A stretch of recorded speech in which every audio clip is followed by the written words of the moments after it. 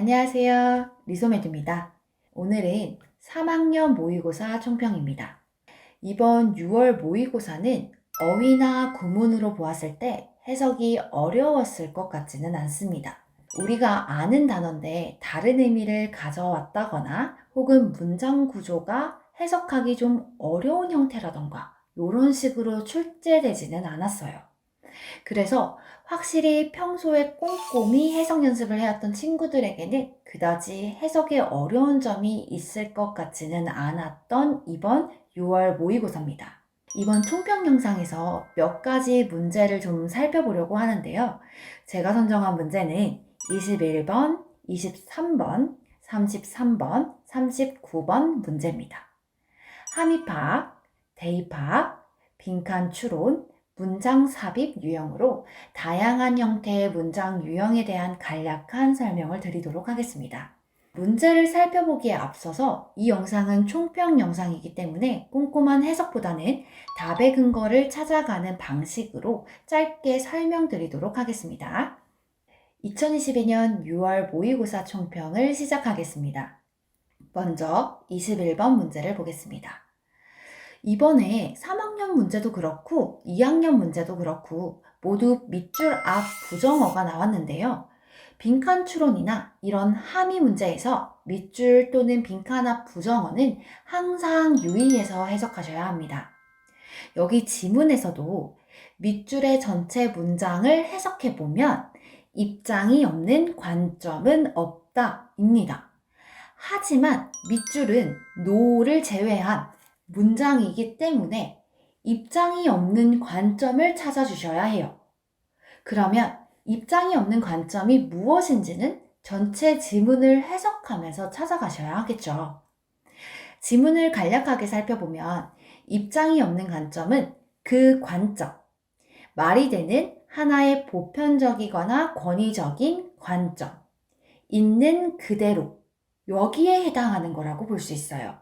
이 말들을 정리해보면 결국 지문에서 보이는 우리의 관점, 우리에게 보여지는 것과 반대되는 개념이겠죠. 그러니까 우리의 견해가 들어가지 않은 관점이 되는 겁니다. 그래서 답이 5번, 편향되어 있지 않고 객관적인 견해가 되는 거죠. 어렵지는 않았는데 앞에 부정어 노 때문에 한번 언급해 본 문제예요. 그 다음은 23번 문제입니다. 제가 이번 모의고사를 준비하면서 올렸던 영상들에는 대입파, 그러니까 주제를 찾는 유형의 문제는 포함되어 있지 않았는데 이번 23번 문제가 3점짜리 문제로 출제되었습니다. 이 유형은 우리에게 좀 많은 이야기를 해주는 것 같아요. 제가 생각하기에 오히려 다른 유형의 문제들보다 어쩌면 조금 더 어려웠을 수도 있다라고 생각한 문제입니다. 왜냐하면 우리가 항상 영어 영역을 스킬로 따져가면서 해결해 보려고 하는 그런 습성이 있어요. 근데 이 23번 문제가 그 스킬이 전혀 먹히지 않는 문제였습니다. 일단 주제문 접근 방식부터 설명드리겠습니다. 주제문은 항상 지문에 명시되어 있습니다. 동시에 지문이 주는 마지막 정보가 주제문이라고 보시면 됩니다. 정보는 어느 순간 달라질 수 있어요. 예를 들어 however, but, nevertheless 이런 표현 등을 통해서 처음과는 반대되는 정보를 제시하곤 합니다. 그러다가도 다시 돌아와서 처음 제시했던 정보를 제공하면서 마무리 짓는 글들도 있어요.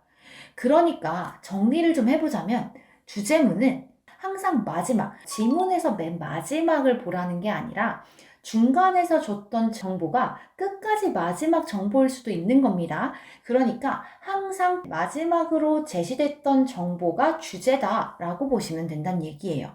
이번에 23번 지문은 A, B, A 다시 지문이었습니다. 그러니까 한번 내용이 꺾였다가 다시 처음과 같은 내용으로 되돌아온 지문입니다. however만 보시고 그 뒤에 문장만 해석하셔서 답을 고르셨다면 다 틀리셨을 거예요. 그 이후에 다시 처음에 제공됐던 정보로 내용이 전환되기 때문입니다. 그래서 첫 문장부터 한번 살펴보시면 문화적 심리학자와 인류학자에 의한 상당한 연구가 다른 문화가 가지는 개념과 어휘의 놀라운 차이점을 보여주고 특정 감정을 표현하는 것에 있어서도 사회적 상황뿐만 아니라 표현하는 감정에서도 차이점을 보여준다. 이렇게 해석이 돼요. 정리하자면 감정 표현, 어휘, 개념, 이 모든 게 다른 문화를 가지면 다른 점이 있다라는 내용이 되죠. 그리고 나서 however 뒤로 가면 이 정보가 바뀌게 됩니다. 그러나 그러한 데이터들이 실제로 다른 문화들이 가진 다른 감정을 보여주는 건 아니다. 그 말은 같을 수도 있다라는 말로 해석이 되죠. 확실히 반대입니다. 조금 더 밑으로 내려가면 또 however가 이끄는 문장이 있는데요. 여기서도 감정적인 상태들이 문화별로 꽤 차이가 없다라고 해석이 되고 있습니다. however가 왔지만 앞의 내용과 정보가 다르지 않아요. 여기서 많은 분들이 착각하고 답을 4번으로 골랐을 가능성이 있죠. 근데 but 뒤에부터 내용이 다시 달라지게 됩니다. 감정적 상태와 자극, 행동, 그리고 다른 인지적 상태 사이에서의 연관성은 변화하며 구체적인 문화적 상황에서 학습함으로써 수정될 수 있다. 이렇게 글이 마무리가 돼요. 결국 마지막에 언급된 정보는 문화별로 다르다입니다. 그래서 답이 2번, 문화적으로 구성되는 감정의 표현이 되는 거겠죠. 여러분이 이 문제로 제발 9월 모평 전에 깨달은 것이 많았으면 좋겠습니다. 결코 스킬로 해결될 문제는 점점 사라질 거다. 스킬 갖다가 버려라. 제발 있는 능력으로 해석해라. 이 지문이 말해주고 있는 것 같죠? 자, 이번엔 33번 문제를 한번 살펴보겠습니다. 빈칸추론 문제는 사실 제가 영상 2개나 올려놨기 때문에 문제풀이 방식은 더 이상 말씀드리지는 않을 겁니다. 이 지문의 경우에서도 21번의 함의 유형처럼 부정어 유의 문제로 파악해 주시면 좀 괜찮을 것 같다라는 생각이 들었어요. 물론 앞에 not, no, never과 같은 부정어 전혀 없습니다. 근데 부정어처럼 해석이 돼요. 그 이유는 rather than 요 표현 때문에 그렇습니다. 비교 표현을 통해서 주어진 문장과 반대가 되는 상황을 드러낸 것인데요. 빈칸 문장을 해석해 보자면 제조업자들의 대다수는 여전히 상품 발달과 서비스 발달은 제조업자들에 의해 수행된다고 생각한다.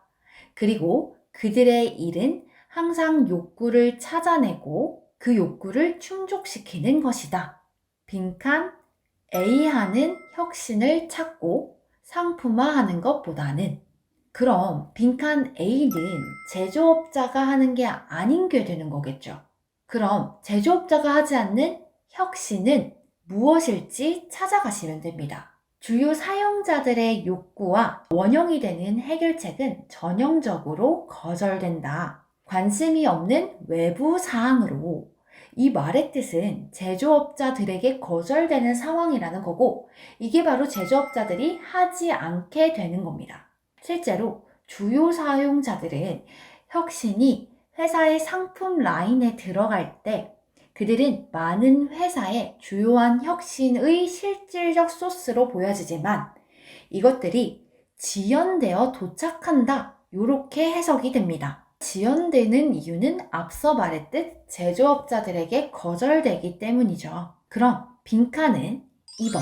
주요 사용자들이 이미 발달시킨 혁신이 되는 겁니다. 3번으로 고르신 분들도 꽤 될 거라고 생각하는데 주요 사용자들이 시장에서 마주치게 되는 건 나중의 일이죠. 혁신을 발견하고 상품화하고 난 후의 일이기 때문에 알맞지 않습니다. 상품화가 된 후에 시장에 들어오는 거니까요. 무조건 주요 사용자라는 핵심어가 들어있다고 해서 꼼꼼히 보지 않고 답을 고르시면 안 됩니다. 자, 마지막 39번 문제입니다. 제가 이 문제를 보고 지난 영상을 업로드했던 제 자신을 좀 칭찬했는데요. 이 문제를 해석해 보시면 논리적으로 끊긴 부분이 하나도 없어요. 처음부터 끝까지 굉장히 부드럽게 해석이 잘 됩니다. 이럴 때 제가 어떻게 한다고 그랬죠? 다시 주어진 문장을 보고 들어갈 위치를 일단 크게 파악해서 나눈 다음 일일이 넣어본다 라고 얘기했었습니다. 그래서 먼저 주어진 문장을 한번 해석해보면 이것은 정보 신뢰도의 측면에서 이해가 된다. 그럼 정보의 신뢰도가 있다라는 의미가 되는 거겠죠. 먼저 이 지문 같은 경우에는 정보의 신뢰도 측면을 집단에서 한 명이 떨어져 나가는지 다수가 떨어져 나가는지로 판단합니다. 지금 총평이라 제가 구체적으로 설명하지는 않겠지만 1번 지문을 살펴보면 집단에서 떨어지는 것은 경계를 하지 않는 동물들에게 위험을 신호로 보내는 것일지도 모른다. 그러니까 집단에서 누군가가 떨어져 나가는 게 위험해 라는 정보를 주고 있는 거다 라는 얘기죠. 그리고 2번 질문을 보면 다수의 개인이 떨어져 나가는 것은 경계를 하지 않는 개체들에게 더 큰 도망의 반응을 유발한다로 해석이 됩니다. 그러니까 경계를 잘 하지 않는 개체들도 여러 마리가 막 움직이면 같이 도망친단 말입니다. 즉, 다수의 움직임이 믿을 만한 정보다라는 뜻이겠죠. 그러니까 믿을 만한 정보가 이제 2번 선지 이후에 등장하는 겁니다. 그래서 3번 자리에 주어진 문장을 넣어서 해석해보면 이것이 정보 신뢰도 측면에서 이해가 된다라고 해석이 되면서 앞문장에 대한 뒷받침이 좀 가능합니다. 혹시 3번이 아니라 4번일 수도 있고 5번일 수도 있으니까요. 그 이후의 지문을 살펴보면 다시 한 머리가 떨어져 나가고 다시 한 명의 구성원이 떨어져 나가는 내용이 등장합니다. 정보의 신뢰도가 갑자기 떨어지죠. 그래서 4번에 주어진 지문이 들어갈 수가 없습니다. 그럼 5번 지문은 왜 안 되냐? 반면에 여러 마리가 동시에 나가면 진정한 위협이 존재하는 것 같다. 그러니까 여러 마리가 동시에 나가는 게 믿을 만한 정보다로 주어진 문장과 같은 말을 하고 있는데 왜 안 돼? 바로 반면에 때문이죠. 그래서 논리적으로 주어진 문장과 이어지는 문장으로 볼 수는 없습니다. 이렇게 해서 답이 3번이 됐던 문제입니다.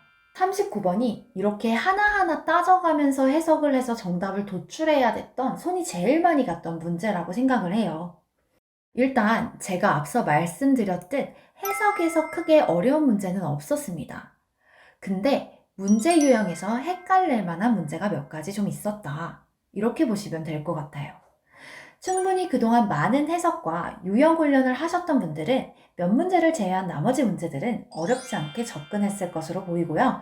그렇지 않다고 하더라도 실망하실 필요 전혀 없습니다. 지금은 그냥 연습일 뿐이고 이 연습을 통해서 어떤 유형이 내가 부족했는지, 그래서 어떻게 내가 공부해야 하는지 갈피를 잡으셨다면 그것으로도 충분히 잘 해낸 시험이라고 생각해요. 너무 고생하셨고요. 저희는 다음에 더 나은 문제풀이 영상으로 찾아뵙겠습니다. 혹시 이번 6월 모의고사에서 풀이를 했으면 싶은 문제들은 댓글이나 인스타 DM 등으로 남겨주시면 참 좋을 것 같아요. 오늘 하루도 수고하셨고 내일도 힘내봅시다. 감사합니다.